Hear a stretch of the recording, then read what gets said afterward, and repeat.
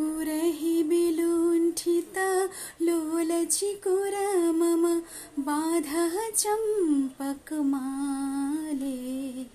गहनरयन में न जाओ बाला, नौल किशोर कपाश। गरजे घन घन बहुडर पावब, कहे भानु तव दास। शांगन गगने घोर घन घटा, निशीथ यामिनी रे। शांगन गगने घोर घन घटा। May Lord Krishna bless us all.